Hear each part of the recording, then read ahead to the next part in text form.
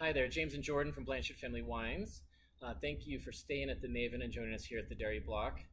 We've thrown 3 wines in your room as part of your package. Thank you for selecting the wine package tonight. We're going to taste you through our Blanchard Family Wine Chardonnay, Rosé of Grenache, and our Cabernet Sauvignon.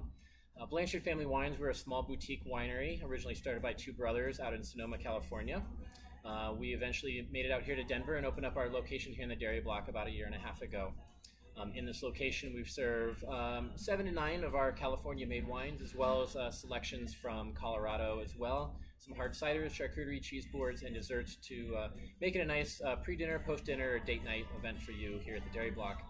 But given that we're not quite as open as we normally are and may not be able to see you in our tasting room, we want to run you through a little tasting of the 3 products that you have today to kind of give you a little background of what you're drinking, some tasting notes, and maybe some pairings for you while you're here, or whether you take the bottles home with you. So I brought Jordan along. He's our lead wine educator here in the Denver location. He's going to kind of talk you through what we've got today. All right, well, let's get right into it because we're here for the wine. Let's get to drinking the wine. So we're starting you off with our Chardonnay here. Go ahead and swirl it around your glass a little bit. Spend some time smelling it. Really stick your nose in that glass. See if you can pick up on some notes there.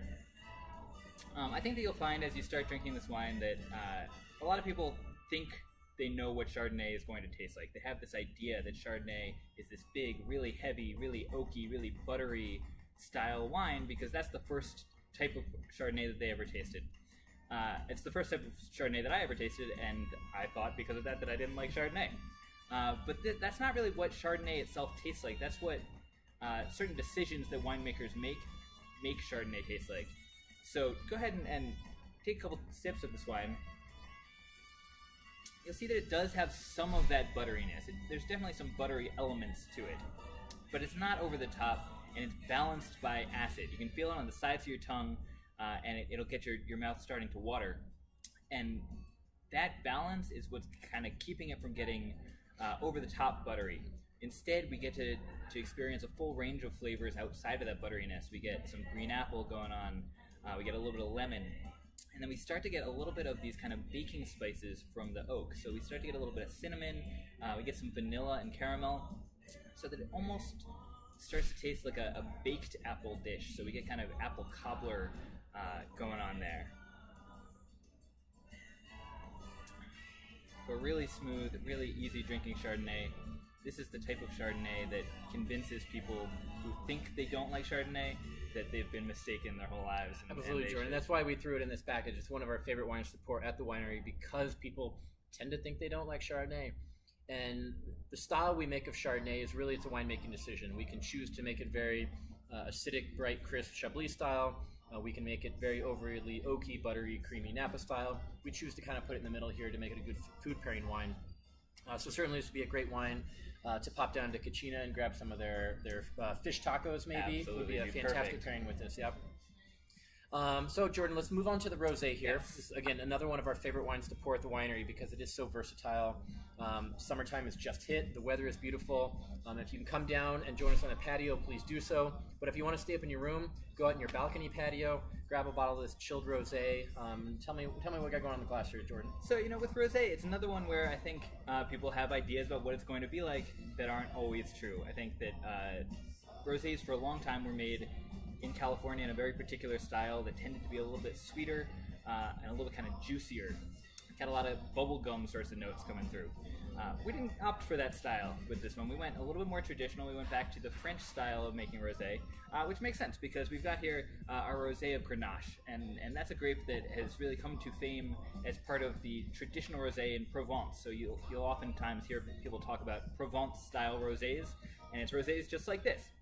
So instead of being bubblegum and big fruit, we've got some nice kind of smooth strawberry notes coming through. We'll feel a really kind of rich feeling in our mouth, a full mouth feel, as they say.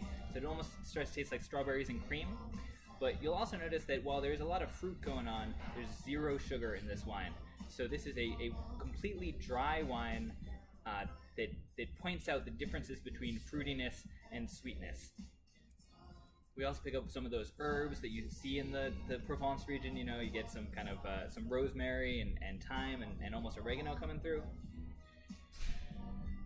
And then as the wine kind of warms up, gets up to room temperature, and you can kind of speed it along by cupping your glass if you want. But we'll start to see some kind of earthier notes start to come through, almost yeasty, kind of toasty elements as well, making this a really complex rosé, really different from the kind that tastes like Jolly Ranchers that you might be used to from California. Great. I think with this rosé, it's such a versatile food pairing wine. Right now, I'm thinking, particularly as it's really chilled, there are some delicious salads up at Bruto right now that they're doing.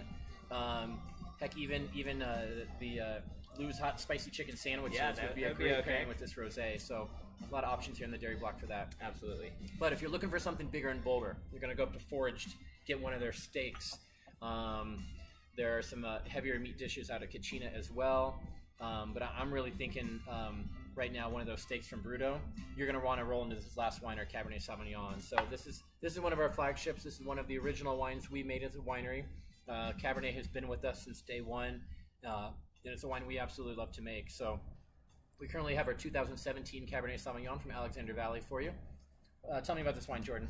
So I guess the theme of tonight is changing your preconceptions on wine, because I think that when people think about California Cabernet now, they have a very specific idea in their mind, and it's this really, really big, bold, punch-you-in-the-face style Cabernet. And again, that's not what we're going for. We didn't opt for that style. We again opted for balance. So while there are certainly big, powerful elements to this cab, it's got big berries, big dark fruits, blackberry, almost a little bit of raspberry. It does have a significant amount of tannins. It's going to dry out your mouth, make your tongue stick to the roof of your mouth. It also, again, retains enough acid to kind of balance that out. So as your mouth is being dried out by those tannins, the acid is stimulating your salivary glands, making your mouth water, and kind of creating this cycle where your mouth is dried out and then repopulated with saliva perpetually. So it creates what I think of as the perfect circle, where you are never left with a really uncomfortable feeling in your mouth, like a lot of California cabs sometimes do, where you're just left gasping for air after you take a sip, and really unable to enjoy it much beyond that. This is a wine that leaves you wanting more rather than leaves you reaching for the glass of water. Agree. It's making me hungry right now, Jordan. And I normally don't think of Cabernet with our charcuterie boards, but we've got some delicious meats as well down at the winery. I think our black truffle salamis, anything that has a little bit of that fattiness and richness to it, this is going to cut through deliciously. I'm also thinking the burgers down at Roof's in the Milk Market would be another great pairing with this. Perfect. Some nice cheese would go really well with this as well if you're not a meat eater. Some blue cheeses would pair really well to get that kind of funk in here with the earthiness of the wine, or something a little bit smoother like a brie to kind of balance out the richness of the Cabernet. Well, thanks, Jordan, for talking us through that. So if you can come down and join us, like I said, we're in the alleyway. We are open 7 days a week. We've got several more of our Blanchard Family Wines that we can share with you. We've got several Colorado wines, some hard ciders as well. You can always order the wines at BlanchardFamilyWines.com, and we can ship them home to you wherever you are from. But again, we want to thank you for joining us here at the Maven. Thank you for ordering the wine package and staying with us here in Denver. We all hope to see you again soon in the taste room someday. So on that note, cheers.